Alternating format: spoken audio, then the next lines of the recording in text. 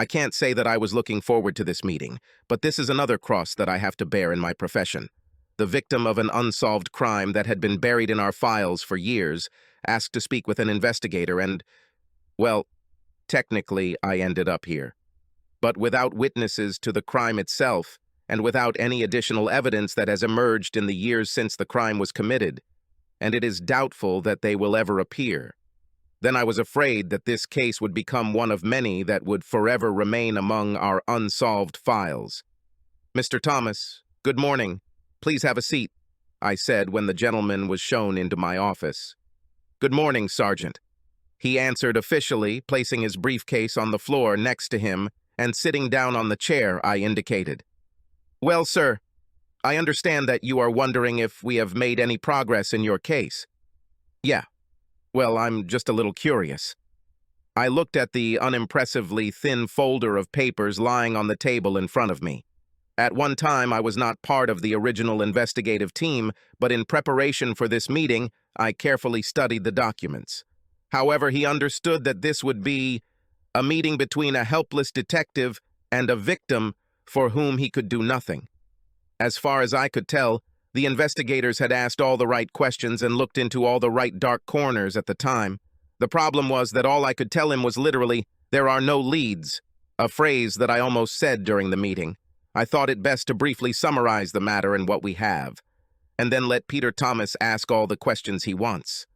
Only I doubted that he would come up with something that he had not already been asked about many times. "For reasons we cannot determine, and because of your injuries you cannot remember," I added, throwing a quick glance across the table at Thomas. "On the morning of Tuesday, April 14th, you left your office at approximately 10:30. We have no idea where you went or why. However, by 12:30 or so, you found yourself on the landing of the lower level of a parking lot in the city center. Two ladies. By the way, their parking ticket was issued at 11:22. Were entering the stairwell on the 5th level, we believe, at 11:30, when they heard what they quite correctly believed to be several gunshots. Frightened by the sounds, they ran back to the 5th level and called the police on their mobile phones. Officers arrived on the scene at 11:40, and you were quickly found lying on the landing between the 1st and 2nd levels with 3 bullet wounds, 1 in the head and 2 in the chest. Your wallet, watch, rings, car keys, and even change from your pockets were stolen. No one saw your attacker or attackers, or anyone else acting suspiciously, in the parking lot, either before or after you were attacked. I'm sorry to say this, Mr. Thomas, but there was very little interest there. I've read the dossier, and to be perfectly honest with you, sir, there were no witnesses. So we have nothing to go on. So you stopped looking? Oh, no, sir. The case remains open. And if the weapon... By the way, it was a .35 caliber automatic pistol, probably what Americans like to call a Saturday night special, a cheap pocket pistol. Not particularly powerful, and to that fact alone you probably owe your life. But if those weapons turn up, or are used again in another crime, well then, at least we'll have something to start with. These street robberies are very difficult nuts to crack, Mr. Thomas. If a criminal uses the same modus operandi on a regular basis, then there is a chance that we can link several cases together and come up with something. Street robberies with guns are rare in this country anyway. In your case, we strongly suspect that most likely the gun went off by mistake and the perpetrator panicked when he realized he had hit you. If he has any sense, he probably threw the weapon in the river or something. But the case remains open in the archives. So you stopped looking? He repeated. Well, I don't see what else we can do other than what was done at the time, Mr. Thomas, I replied, looking again at the open folder. Then for some reason, probably to remind myself that the investigators came to a dead end, I flipped through a couple of pages. Whenever a new investigator comes to the department, he looks at all the existing open cases with fresh eyes. Well, you know, I came to you myself last year. We were hoping that you might be able to remember some details of your movements that morning. But as you know, we studied. I quickly changed my mind and said something different from what I had intended. We studied everyone who might have a grudge against you, but there was nothing there. We even went so far as to contact insurance companies to find out if it was... But the only major policy in your life was not suspicious in nature.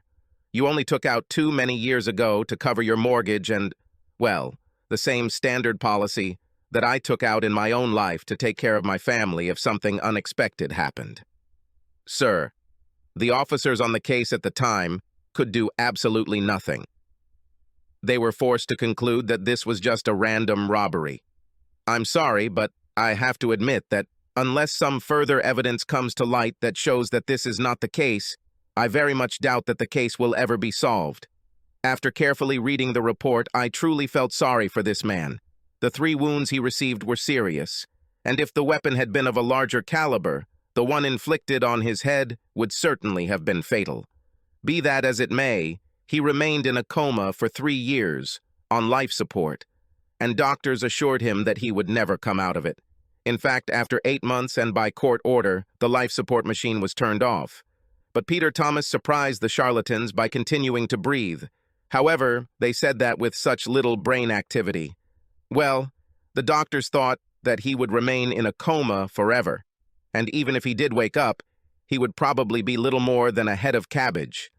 At one time, an attempt was made to obtain a court order allowing Peter Thomas to be taken off life support, but this was denied.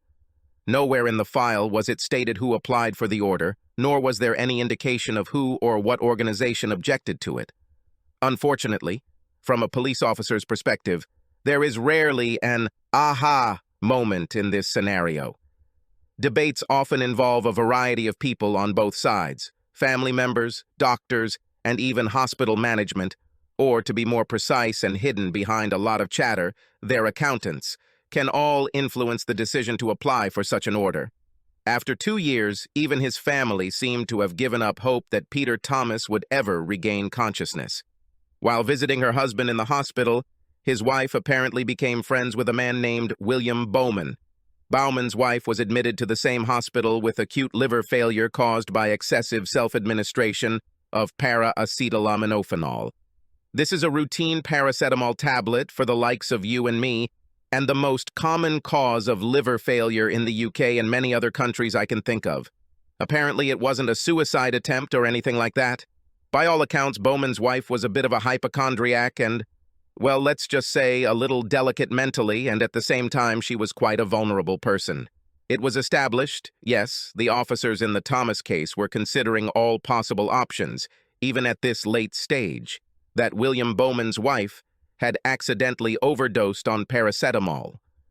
There was nothing in the files to indicate when exactly the affair began between William Bowman and Mrs. Thomas, and there is no indication that William Bowman and Mrs. Thomas even knew of each other's existence before they encountered each other at the long-term care facility. However, after Bowman's wife died, he and Mrs. Thomas began to keep in touch. Bowman often sat with Mrs. Thomas at her husband's bedside during her long vigils. Eventually, the inevitable happened. They fell in love. Mrs. Thomas divorced her husband and then married William Bowman. The officers on the Thomas case took another close look at Bowman and Mrs. Thomas, but could find nothing to indicate that either of them knew of the other's existence until Mrs. Bowman first suffered liver failure. How do I know all this? Because it was all in Peter Thomas's file. Only because we officially considered the attack on him a robbery. This should not be taken to mean that we have turned a blind eye to all other possible scenarios. Another 18 months or almost 2 years passed before Mr. Thomas, against all medical advice, emerged from his coma. After receiving this news, officers were at his bedside for several hours. But let's start with the fact that Peter Thomas suffered from acute amnesia and remembered very little about his adult life. Over the next months, most of his memories gradually returned. I was glad I wasn't involved with him in this case when he recalled his marriage in detail, and, heck, he obviously knew that his wife divorced him while he was in a coma, even before I remembered that they were married. The doc had the pleasure of informing him of this fact. But wasn't I glad I wasn't around during this revelation? So you see, Mr. Thomas, unless a witness or some new evidence turns up somewhere, or you won't recover some memories of what exactly happened on that particular morning. I'm sorry, but I highly doubt we'll ever make any further progress on this matter. I was kind of hoping that this would be the end of the interview, but Peter Thomas had a strange look on his face that made me ask, "You didn't remember anything else, did you?" "No, but I think I've found some evidence. Well, I guess you could say I've actually found a witness." He smiled back at me, and then his expression turned grim. Peter Thomas took his briefcase and placed it on his lap. Opening it, he took out a framed photograph and handed it to me for me to look at. I was slightly surprised to find that the photo was of his daughter and her husband on their wedding day.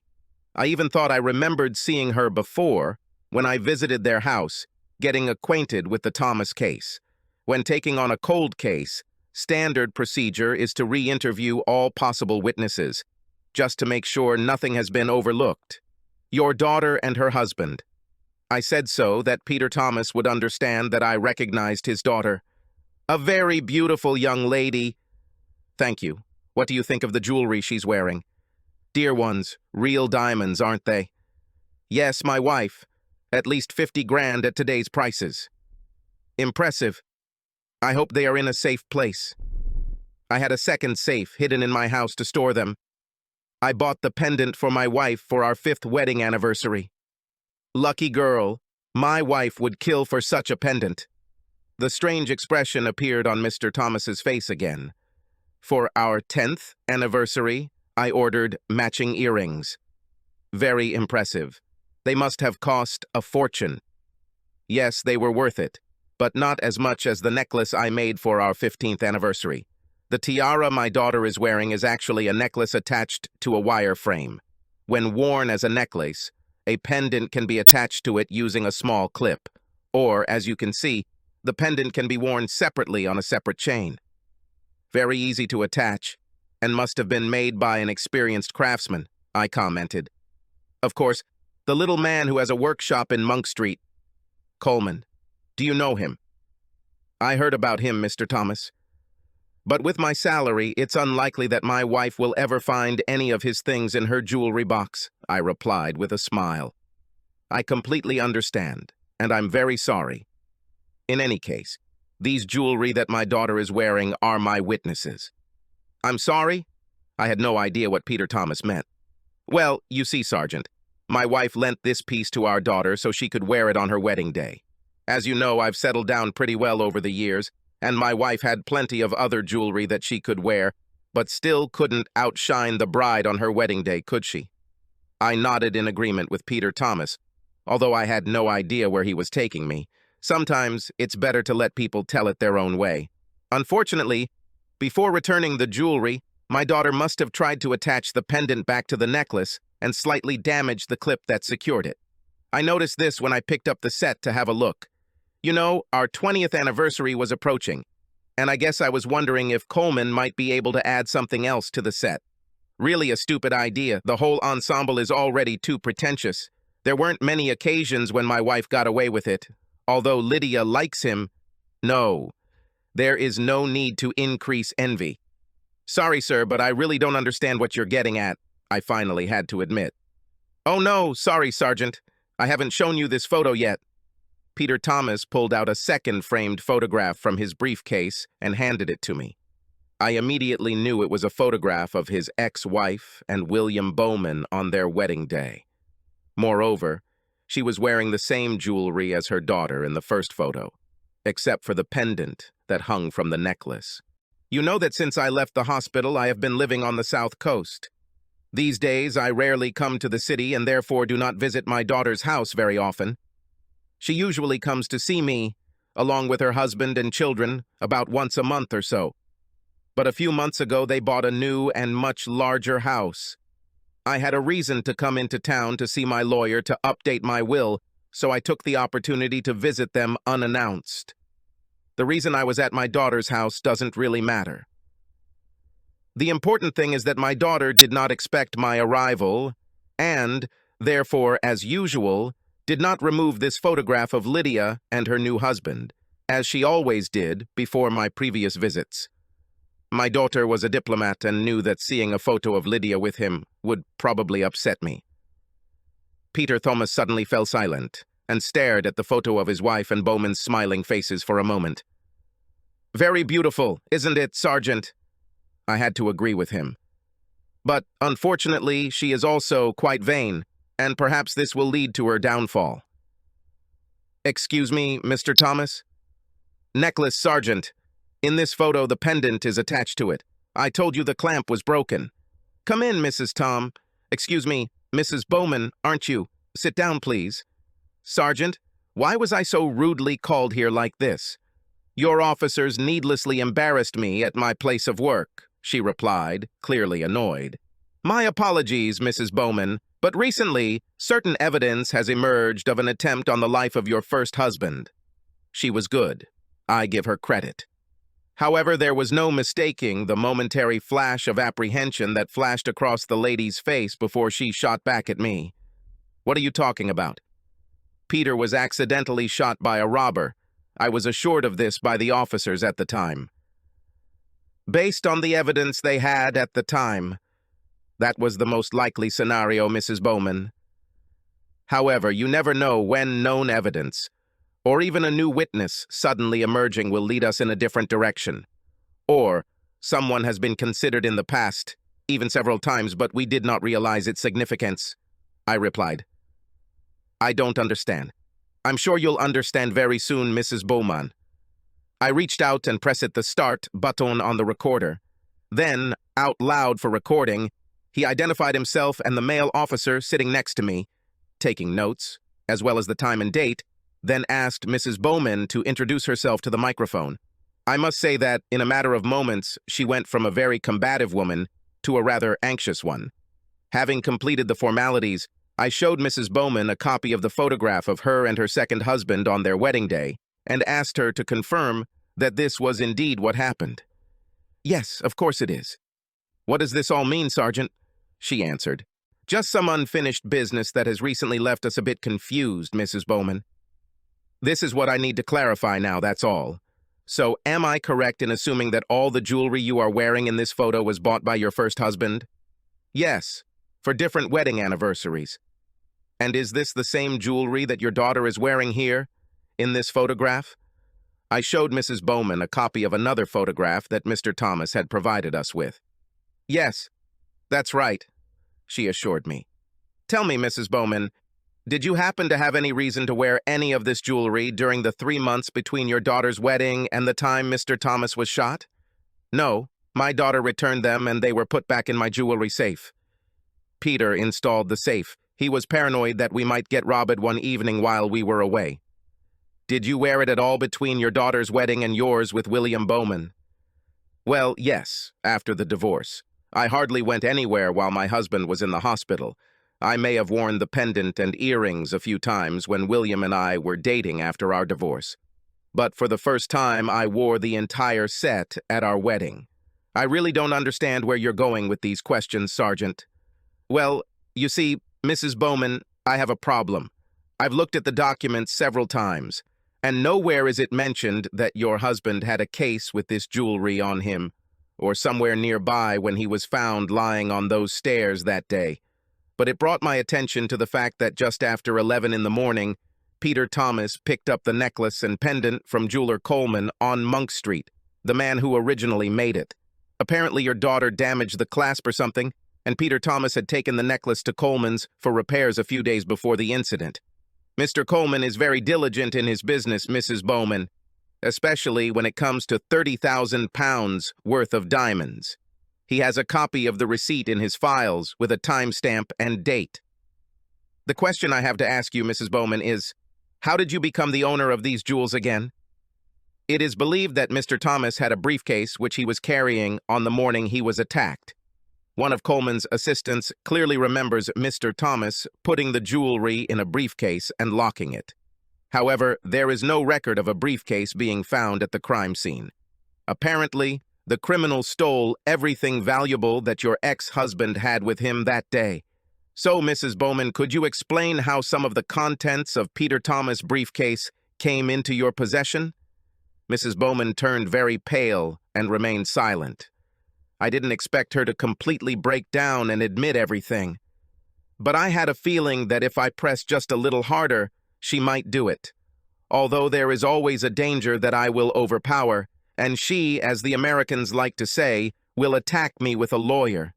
However, I had little hard evidence for me to hope that the woman would crack. So, I chose the murder charge. Lydia Bowman, I am arresting you for the attempted murder of your husband, Peter Henry Thomas. You have the right not to say anything, but it may harm your defense if you do not mention during questioning something that you will later refer to in court. Anything you say can be used against you.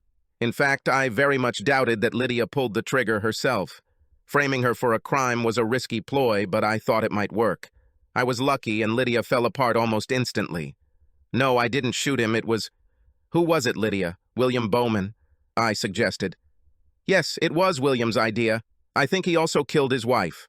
I didn't expect the implication that Bowman may have killed his wife, but from a logical standpoint, it made sense. I understand, but to make it look like a robbery, he had to take the briefcase, and only later did you discover that it also contained your diamonds. Yes. I had no idea that Peter took them with him or why.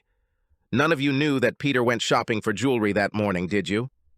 You didn't even know that your daughter damaged the clasp. Peter thought he would sneak it in for repairs without you even realizing.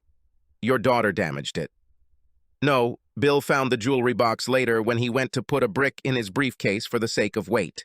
He was going to throw it into the river, and he couldn't bring himself to throw away 30,000 pounds. I wouldn't let him. Do you know what William Bowman did with the gun? No, I have no idea, although... But what, Lydia? Bill has a storage room somewhere. The apartment is not registered in his name, and he pays rent in cash. I have no idea what he keeps there. Whether we'll find a gun in this vault is anyone's guess. But I'm pretty sure we'll still get a conviction on Mrs. Bowman's second confession. Subscribe to our channel so that your second chaff doesn't cheat on you, and go ahead and listen to the next story, because this story is nothing compared to the next one. If you're under 18, don't even think about listening to the next one.